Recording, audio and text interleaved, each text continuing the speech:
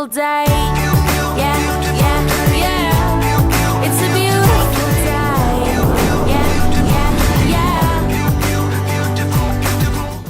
Well, hello and thank you for joining us. It is indeed a great day to be alive. I'm excited because I'm sitting next to me. Not only she's an entrepreneur, but my God, I'm telling you, she's following her dreams. A writer, director, and producer. You know she has a lot of heart, soul, and passion. Next to me on the couch today on the Tammy Tubbs Show is none other than Jana Haynes. And she's a Mississippi girl, but she's doing some phenomenal things. So welcome, welcome, welcome. I got to touch you. Thank you so much. I told you, I want to travel and fly with you. I want to just soar with you. Oh my goodness. Okay, so did you grow up with this heart and passion to go get her, or was it something that mom said, listen girl, whatever you can want to do, you can do it? A little bit of both, nature, nurture. When you grow up around parents, especially a mother like mine who's just a hustler, Yes. and just grinds, then you kind of have no choice but to, you pick it up and it just becomes a part of who you are. Yeah. And you just understand that greatness is the only option. So that's just kind of how, I don't know, my grind and my hustle and my drive, it definitely comes from my family. So my brother has it, my uncle has it, my cousins have it, and some people use it for good. Some people It's use it just for in bad, your blood. It's just in me. You know, your brother, and if he was sitting on the couch, and you got to say my name right, Tam. You got to say my name Comedian Wody. right. Wody. That's what Yeah, WHODI is what he says. Yes, so like you said, and your mom, of course, is a phenomenal judge, She is. serving the people. So it's in your blood for greatness, but not only that, to get up and go and make things happen. Make things happen for yourself. Yeah. So when did you come up with this dream? Because notice I said a writer, producer, and director. You're making it happen. It's crazy. My mom tells me all the time, when I was like 5, I said I was going to like write books and things like that. And I've always been, it's always come to me really easily. In school, in college, I'd write papers for people and they paid me. Oh, wow. That was like 12 years ago though. So But it's okay. on the low. So that was your hustle. It was my hustle. But even my mom, coming up in church and doing programs and occasions, and I just wrote it really easily, and I never really saw it. And my mother is always surprised when I say this, but I never saw it as a gift. Yeah. I just thought it was something I was good at. Right. Yeah. Absolutely. So I'm 35, but I didn't really start diving into this until about 5 or 6 years ago. Why? What were you doing before this life? Everything. I was bartending. I worked at AT&T. Just stuff that did not ignite me. Income. Right. Just to as have a an job. income. Right. But I just wasn't pushed, motivated, or passionate. Yeah. And it's something about your 30s, right? Like you that hit 30, transition, they you wake tell you up. that, and you're just like, yo, what am I doing, right? Yeah. Like, what am I doing? What am I contributing to the world? What type of legacy am I going to leave? What type of mark am I going to leave on the world? And I decided to write, and I started writing a book, and I started doing spoken word. Yeah. Were you waking up in the middle of the night? Oh, yeah. All of that. After work, were you writing? Yeah. And as a writer, as a creator, you find a story in everything. Yeah. Every single thing, even sitting there listening to other interview, there's a storyline. Your mind is always going, igniting. Constantly. So it's easy to create and imagine things. So I wrote and I released a spoken word album, released a book, and then I was invited by some former cast members of mine to go to Selma, Alabama, and we were there for a completely different reason. The short version is I was able to meet several civil rights activists. Isn't that amazing? And one of them, she had written her own version of Selma the musical. And since it's a historical event, a historical story, there's multiple stories out, right? Like there's the movie Selma and Selma, Lord Selma, and there's a production out of Memphis, and then there's the production that's from Selma. And it was a little long, and she said, you think you could write this? And I was like, maybe, I don't know. Were you hesitant, or was there a little giddiness, Both. Like, it's, that's just kind of like when you're on the brink of purpose and greatness. Of course, there's hesitation. Yeah. Jesus didn't want to go on the cross, Yeah. but he had to, right? That was purpose, right? It changed everything. Yeah, so it shifted the paradigm. So I didn't want to do it, but then it was like, yo, there was this opportunity. I called my mom, I called my friends. What did your mom say? What was She the said, first "Do thing it." that she said? Oh, she said, "Do it." No, there, no, like, no question about it. Do Yeah. it. You know, I call her before all of my big moves, contracts, deals. I'm like, "What do you think about this?" Because you know, at the end of the day, there's nothing like a praying mama and I'm grandmama. telling You know, because that was my next question I was going to Yeah. ask. Because so many young people in their 30s, the first Yeah. thing they say, "I'm grown," and they feel Oh, like they no, don't I'm need grown, their but I mom. need my mama. I do. When I No. get sick, do you sometimes still want to be with your Oh mom? yeah, Yes. yeah, no, like you have to. There is something about the discernment of that generation. Absolutely. They And have. You have to. they hear They directly gotta, like, from God. Yeah, they and like almost, at the throne, at Jesus' feet. do you sometimes feel she know what you're going to do before you do it? Yeah, of and course. You get those phone calls? Always, always. And she'll call me and say things like, "I got a bad feeling," or "I'm feeling something and I don't know what it is." And sometimes she and I will work through it together. Like, Yeah. "Well, what is this?" Or I'll call her and say, "I had a dream about this," or "I had a vision about this."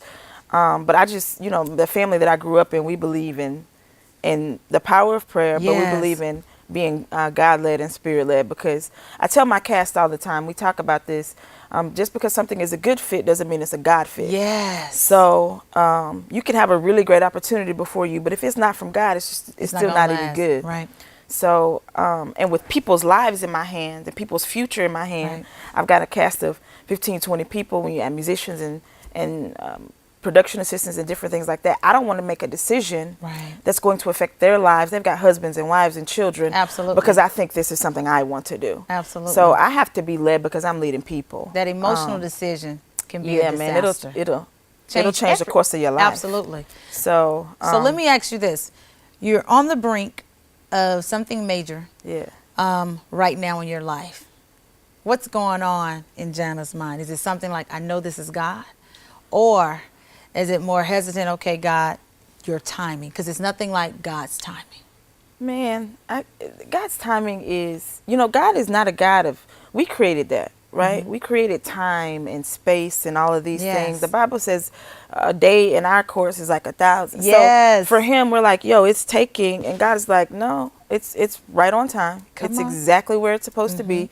You created this construct of time, and you've got anxiety and stress and all of these things. Because I Yes. told you to do and be obedient doesn't mean you don't get to know, right? Like, you don't get to know. When I was in New York, I was at Bishop Hezekiah Walker's church a few weeks ago, and I was listening to a minister, and he said that when Peter walked on water, like the struggle, that comes in the middle, right? Right. Because if it comes at the beginning, if your tests and your trials come at the beginning, you can turn around and walk away. But you never know what's And in if they come at the end, you might just push forward. But Right. it comes in the middle when you can't see. absolutely You can't nothing. see, and it says it was the third watch, which means it was the darkest time of the hour. Yes. And right when Peter began to seek Jesus, grabbed him. Yes. You know what I'm saying? Yes. So sometimes you just have to.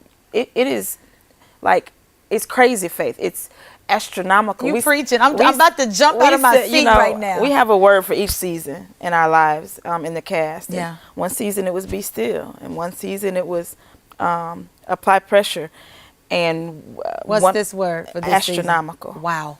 One of the Wow. cast members said the word for this. She said it the other day, and we've been using the word ever since, astronomical. So sometimes you have to have astronomical faith. You know how many people told us we were crazy I can imagine. and told us not to do it? I Or, can You know how imagine. many finances and funds and things, and we didn't How many have the doors money. were shut, closed? That Oh were my discouraging. gosh. You know, this story, this is, our testimony is so massive that I can't even go tell you everything, but let me We just, have time. let me just tell you this part of it is, so when I wrote the first time, the production, we had 21 days. So we had 8 people. Wow. We rehearsed 5-6 days a week, 8, 10, 12-hour days. We put it on, right? Like, and we're going to blow up, right? Like, Selma the musical, we're debuting at Selma. President Obama had just marched across the bridge in Selma the previous year or the Yeah. previous 2 years. So this is a Black History production. We got Broadway potential. This is phenomenal. The writing is good. You have a plan.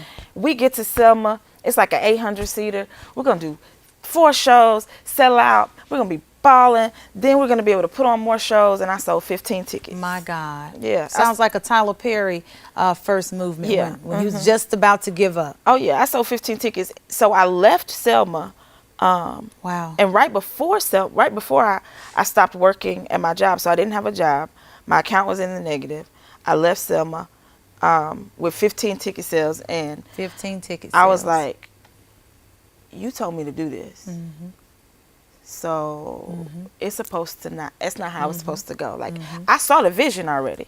Like, I saw what you said. Yes. It just never goes the way, like, just because God shows it to you, then we come up in our mind with how it's supposed to go down. Yeah. And that's not how it goes down. I have to say this because you've been ministering. I hope somebody that's watching this Facebook Live, or those that are you have said so much in regards to faith that I just want to leap out of my seat. Because like you said, Peter walking on the water, sometimes you just have to move. You have to give God something to work with. We put the time limit on ourselves because we're trying to rationalize how, what, and when. But when you said 15 ticket sales, that's like a dagger. Like, wait a minute.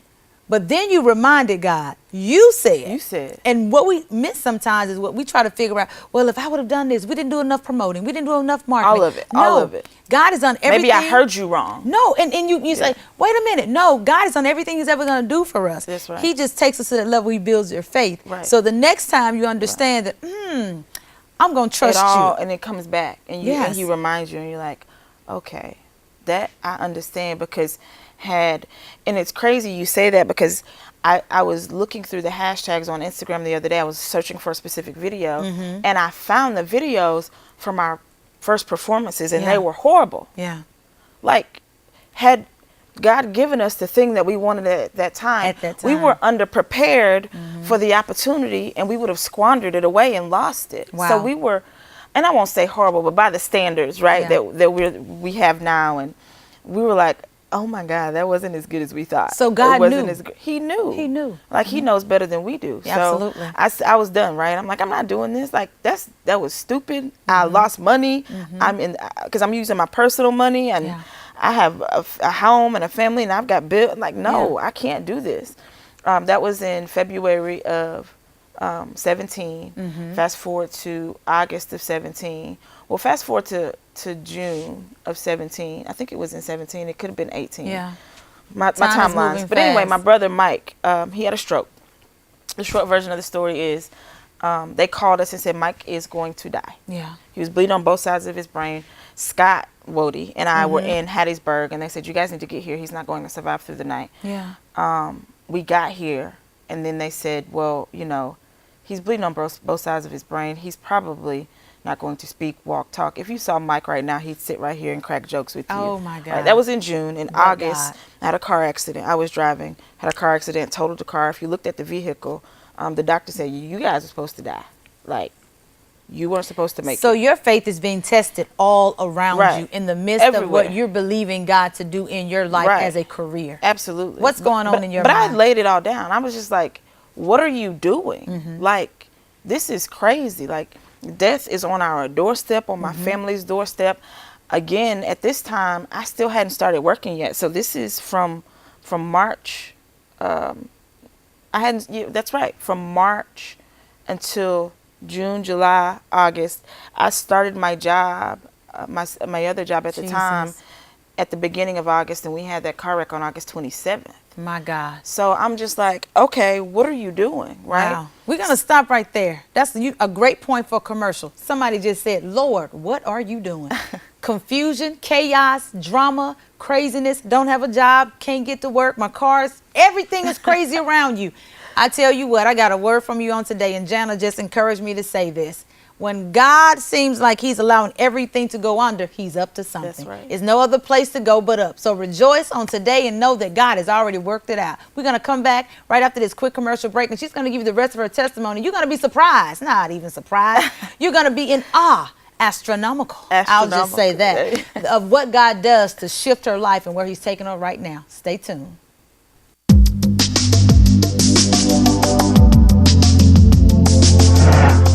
Welcome to Creation Minute. I'm Eric Hovind. In this episode, we want to discuss how big is big. To find that out, let's go to the simulation room. With a diameter of nearly 8,000 miles, the Earth is big. But not that big when you compare it to, say, Jupiter or even the Sun. Or when you step outside of our solar system, stars like Arcturus or Antares. And just when you don't think it could get any bigger, it does. Wow.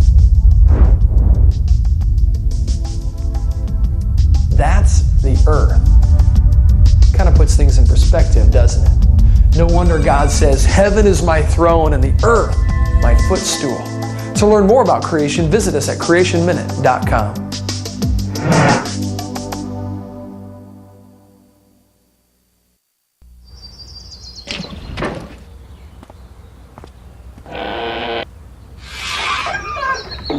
Hey, new guy. Shovel, right? Yeah, Rake, and I'm not exactly new. I've seen some action. You're a shovel. Come on. Oh, real nice coming from a rake. Ooh, get these heavy leaves off me. Hey, man, my last gig, I almost got electrocuted, nearly drowned, and went head-to-head with a metal pipe. That guy never called 811 to see if it was safe to dig.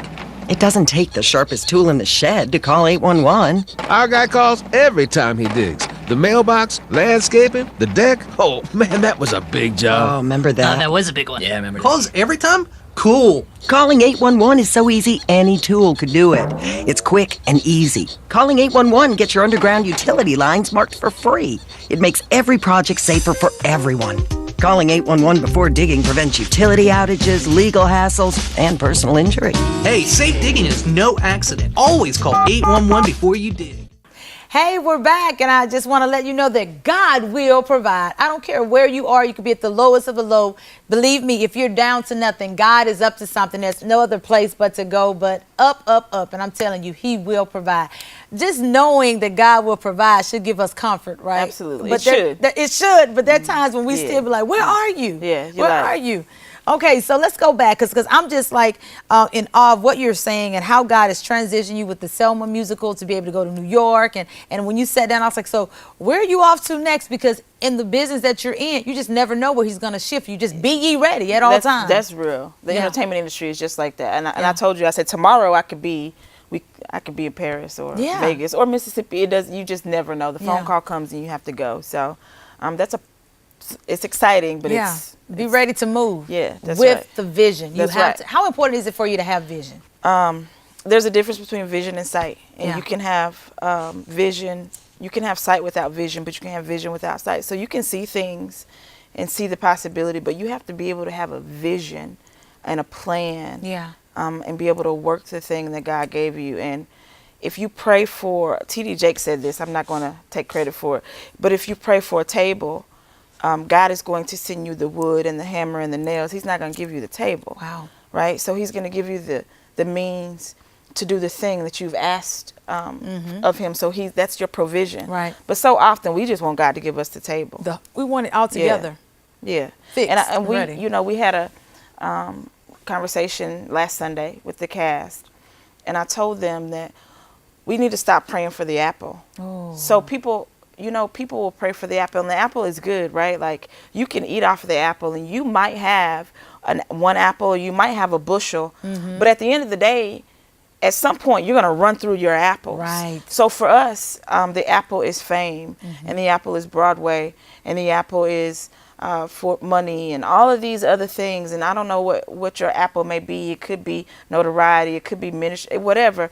But if you pray for the seed, you'll always have the apple. Right. Right? Right. So the seed will always provide the apple. And the seed is effectiveness.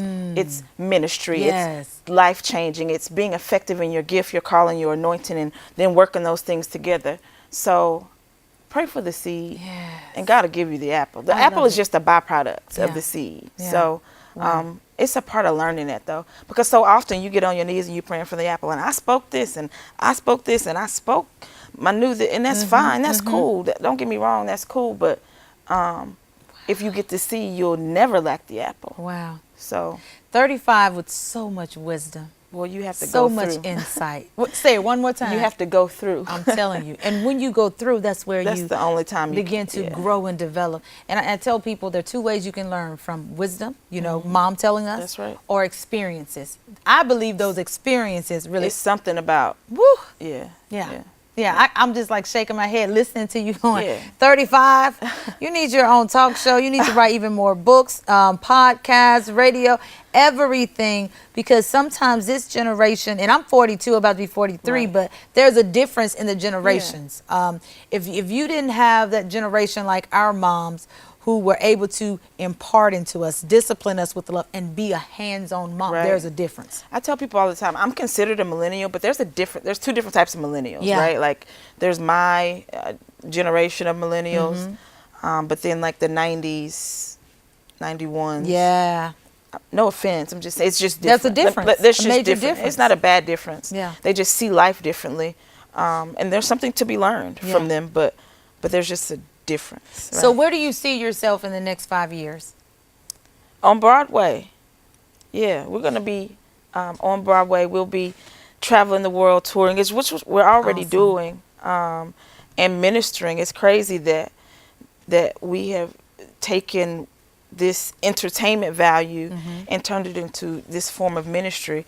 And I just had to accept it, right? Like somebody told me a couple of years ago, you need to accept the fact that you have a ministry. Right. And it's not the conventional. And I was like, no, I don't. That's Why not did you what I not do. want to just receive that? Because people have The word ministry? yeah. Uh-huh. Because it's the perception. It's the Absolutely. perception of people, the church, social media, whomever, that ministry has to be behind a pulpit or in a church and four walls. And let me just tell you, I just don't fit into that construct. That's Yeah. just not who I am. Yeah.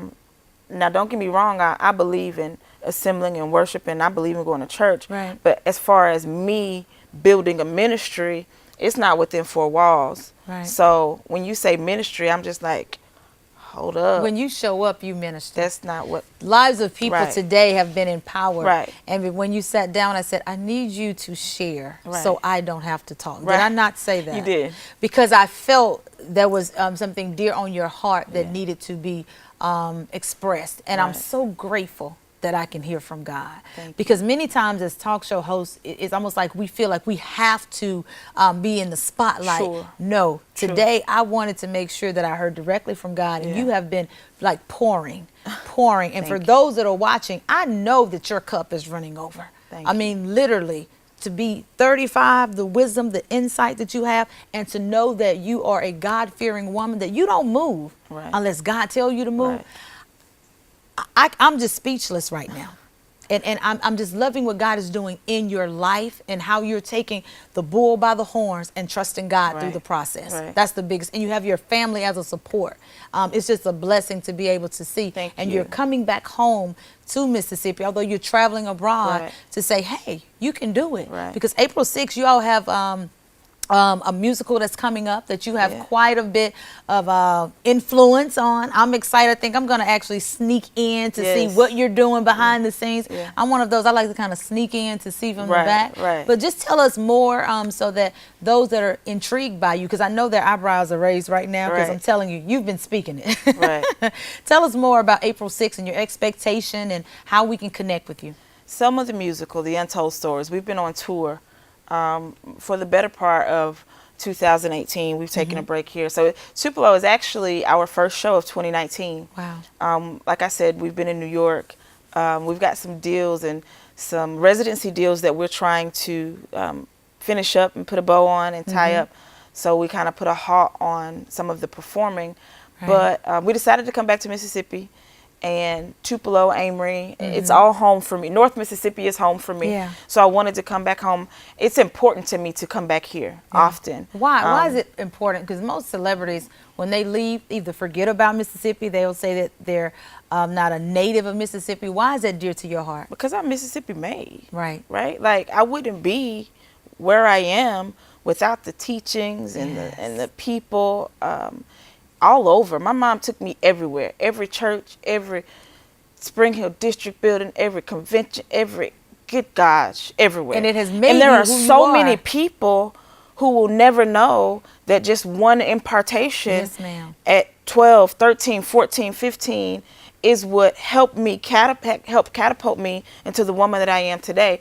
So there's a kid, a 16-year-old kid that's about to graduate high school somewhere. There's or a 40-year-old woman somewhere maybe who's lost hope, who's in Mississippi and like, yo, I'm in Mississippi, I'm in Tupelo, I'm in Amory, I'm in Verona, I'm in Aberdeen. What can I do? You can do this. Yeah. You can do exactly what God called you to do. And I just feel I owe it. Yeah.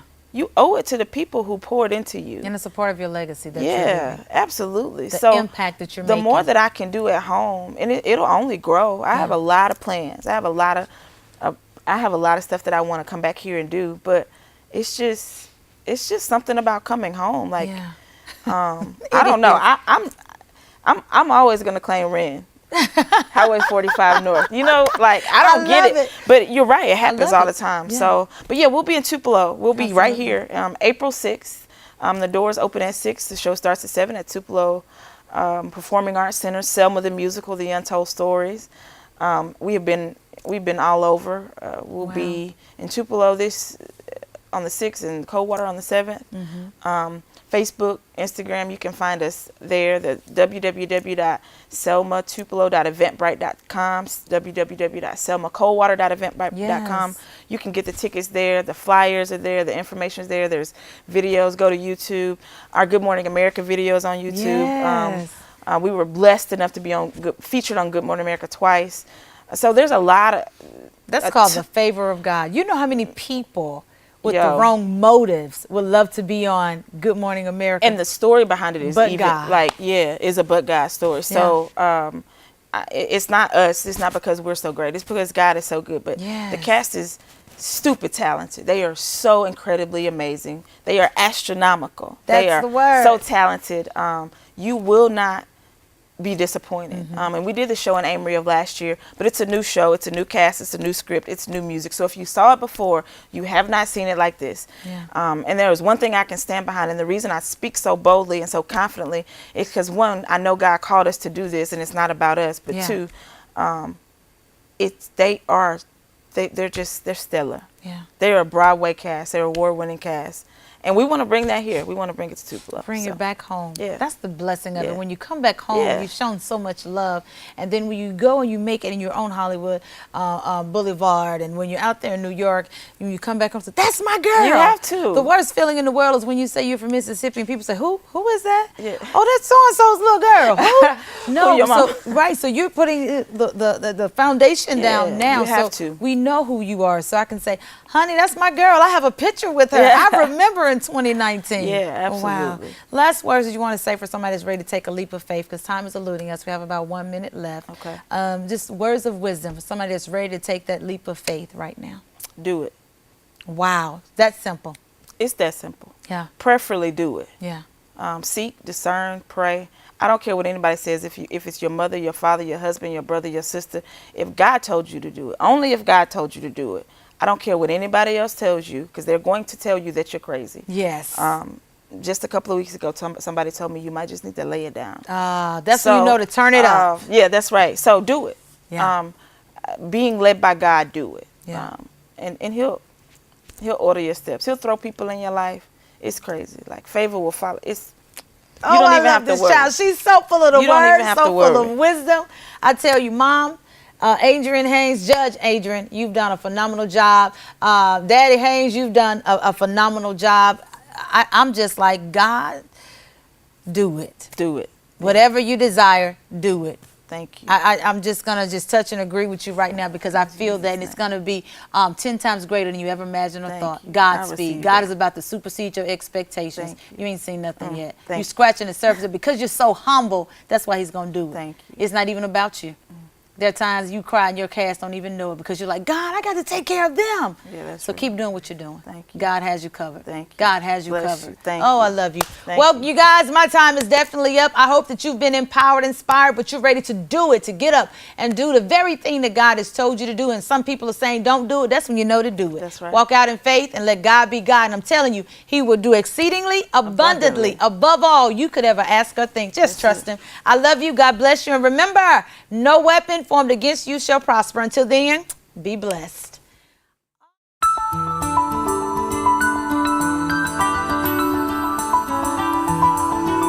Dreams and your visions.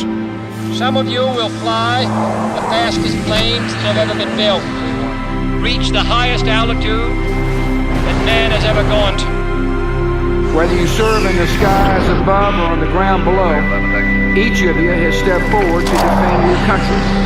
The American people support you, and they believe you truly do represent the best of America.